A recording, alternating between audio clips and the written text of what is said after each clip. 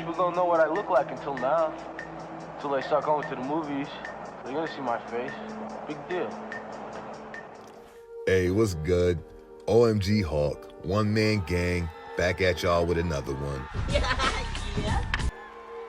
You know, I hope everybody doing well as always, and I do appreciate you guys being here. If you can, please make sure you hit that like button, and please make sure you subscribe for more content. As always, today's episode covers some sensitive subject matter, so viewer discretion is advised. The events in today's case bring us to the city of East Orange, New Jersey. East Orange, also known as the Crossroads of New Jersey, sits in the northern region of the state and borders the better-known city of Newark, New Jersey. All of y'all from East Orange, correct? Because I was from East Orange and he was from a block over in Newark. I always thought you Like it got just along. said. On October 14th at around 7:30 a.m., a 14-year-old girl we're going to call Jazz took a walk from her home on Amherst Street to Poppy's Deli, a bodega-type deli on Central Avenue, so she could pick up some snacks and groceries for her mother. She went back home around 7:45 when she realized she had lost her mother's EBT card, which holds her mother's monthly benefits from the state. Jazz's mother, 39-year-old Jamie Moore, reported that she told her daughter to, quote, retrace her steps to see if she could find the lost card. Jamie reported that after an hour or so went by without Jazz's return, she went out on foot in an attempt to find her, stopping in a few stores and restaurants with no luck. After some time searching into the night and coming up empty, Jamie flagged down an East Orange patrol officer and reported her daughter missing. Police initially treated the case as a runaway, and although Jazz's family did request the Amber Alert, they were told at the time the circumstances of the case did not call for one. There's still no sign of Jazz as October turns to November. I'll be gone till November, I'll be gone till November. Jamie Moore is beating the streets along with her family and local supporters, telling anybody who will listen about her daughter's disappearance. Outrage started brewing on social media outlets as word spread of the missing child without any major media coverage. CNN had first reported on November 5th that Jazz had been missing for over 20 days after Jamie made an emotional plea to the nation for help. The last time I saw her, she would not stay out. She would not go off. She's a homebody. She plays video games. If anybody knows anything, please come forward. Please.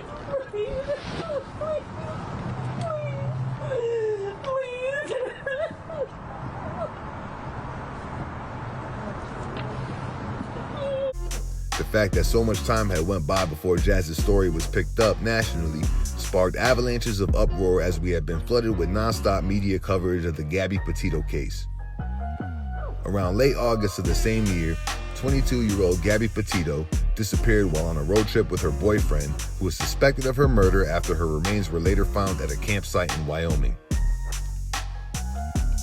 Her boyfriend's remains were found a few days after hers from what appeared to be a self-inflicted gunshot. The saga lasted from late August until late September with round-the-clock coverage as well as more social media posts than any other disappearance or murder in recent years. Although this heightened interest could be because the couple were YouTubers and social media influencers with a substantial presence online already, coupled by 911 audio and police video of an encounter with the couple in the days prior to their demise, the general consensus was that the disparity in the amount of media coverage between Jazz and Gabby's cases was another case of what the late Gwen Ifill dubbed as missing white women syndrome. You know, everybody knows what happened to Vomit. I call it the missing white woman syndrome. If there's a missing white woman, we're going to cover that every day. Another example of this would be the sad case of 7-year-old Alexis Patterson from Milwaukee, Wisconsin. Alexis vanished on May 3rd, 2002, shortly after being dropped off at school by her stepfather. About a month later, 14-year-old Elizabeth Smart was abducted from her bedroom in Salt Lake City, Utah. Elizabeth was held captive until she was rescued in March of the following year, thanks to alert citizens recognizing her captors from an episode of America's Most Wanted. Elizabeth's case was extensively covered by the media, which ultimately helped bring her home safe. At the same time, Alexis Patterson's case would only receive a small fraction of the media attention that Elizabeth's did, and leads would eventually turn cold. The whereabouts of Alexis Patterson are still a mystery to this day. Media and television coverage would definitely be key in Elizabeth's case, and we are left to speculate if more coverage of Alexis's case would have been the key to finding her, as it later on would be in Jazz's disappearance. A couple days after the press conference, police were following up leads and even used sonar technology to search a pond in a nearby park. Although Jamie Moore had insisted Jazz was abducted, authorities said they still didn't suspect foul play at the time. A lot of speculation was surrounding Jazz's stepfather, who was an East Orange police officer. Jamie Moore's sister spoke to WPIX and told them, "I saw him punch my niece in the face twice. I find it extremely convenient and coincidental that my niece goes missing a couple weeks later."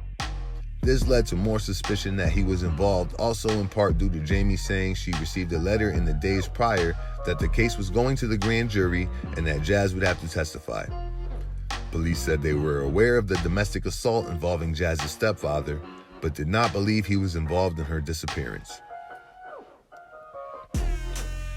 On November 10th, police released surveillance video from inside Poppy's Deli showing Jazz shortly before her disappearance. She can be seen in the store placing some drinks and other items on the counter before an older man pays for her items and they exit the store together. This man was a person of interest initially, but police located him early in their investigation. He was cooperative, and it was determined quickly he was not involved in Jazz's disappearance. He was just trying to do a good deed. Police released a video hoping the public's help would help locate the young girl. Lo and behold, just hours after the video of Jazz was released to the public, a hawk-eyed Good Samaritan recognized Jazz in Harlem near 111th and Lenox Avenue. Said Good Samaritan asked Jazz her name, and her only reply was no. She had cut off her long braids and was trying to hide who she was. The persistent Good Samaritan contacted police anyway, who confirmed Jazz's identity and brought her to the police precinct. It was only then that we would learn the truth surrounding the circumstances of her disappearance, and we would be reminded that things are not always what they're portrayed to be. Jazz had in fact run away from home. She bounced around between different locations in New Jersey and New York City, and even stayed in a homeless shelter in Brooklyn before she was found in Harlem. The Essex County prosecutor was quoted as saying, "The young lady appears to have run away, and she did not want to make herself known to anyone as to where she was.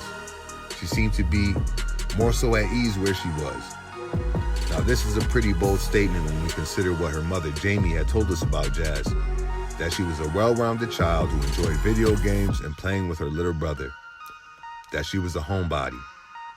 What could possibly make a 14-year-old child prefer the streets and homeless shelters as opposed to being at home with her family? Jazz's account of the morning she fled would differ greatly from her mother Jamie's.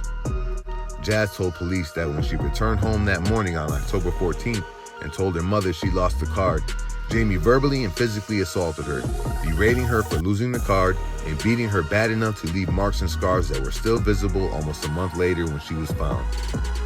Jazz said after beating her, she told her to go back out and find the card and don't come back until you find it.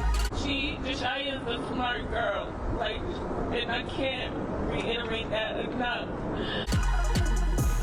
Now, to be fair, although Jazz's account of her mother's behavior that morning is not any type of parenting that I would condone, as someone who grew up in a struggling household, I could very well see this scenario happening to myself as a child. If I lost my mother's food stamps, which would account for a large portion of our meals for the rest of the month, I could definitely see getting my ass whooped and sent back out to find them. I wouldn't discipline my children like this, especially for losing something, and I would hope that everyone could find better ways to teach responsibility in today's times.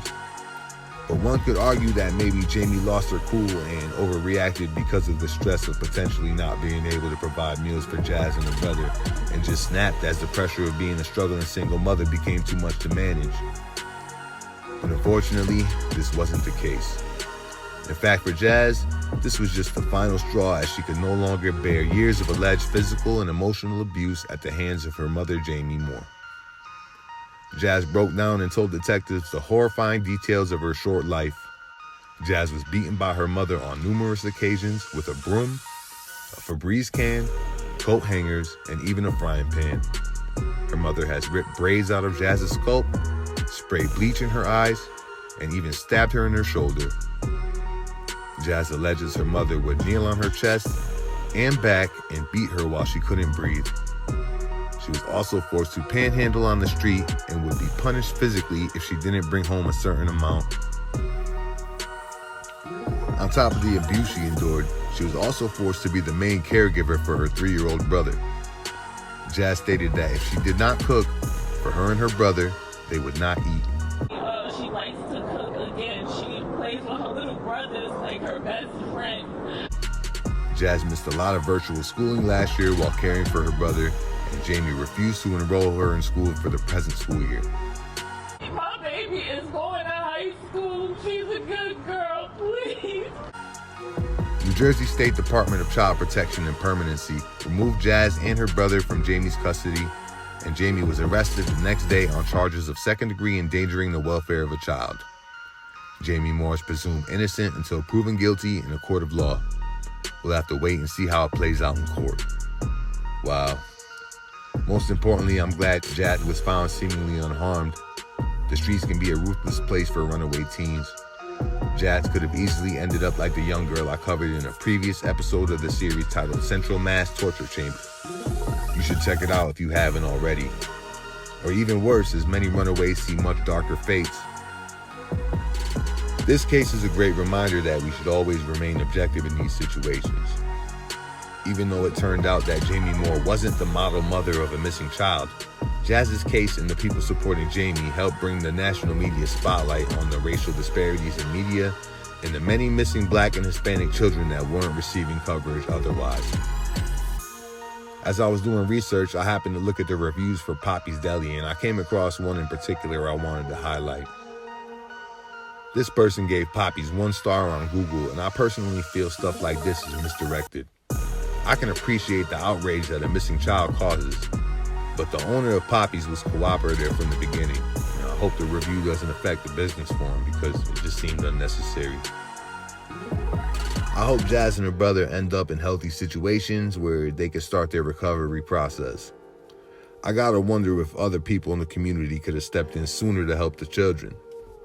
I mean, it's hard to imagine that no one saw a 14-year-old girl panhandling and didn't think that they should follow up, or that neighbors didn't sense something wasn't right inside the home. I don't know. It just seems odd also that Jamie's sister would allege that Jazz's stepfather punched the child in the face and was outraged about it, but had no inkling of the horror her own sister was imposing on her niece. I myself grew up in a culture where we were taught to mind our business when it came to other people's households, no matter what we thought was going on. But after growing up, I now know that's wrong, especially when it comes to defenseless children. So I think we should be vigilant when it comes to making sure all the children around us have safe homes to return to. There's a lot to think about on this one. I sincerely wish the best for Jazz and her brother, as well as everybody watching this. If you're still here, I really do appreciate you. Please don't forget to hit the like button, make sure you subscribe, and share with your people. Stay well to the next one. OMG.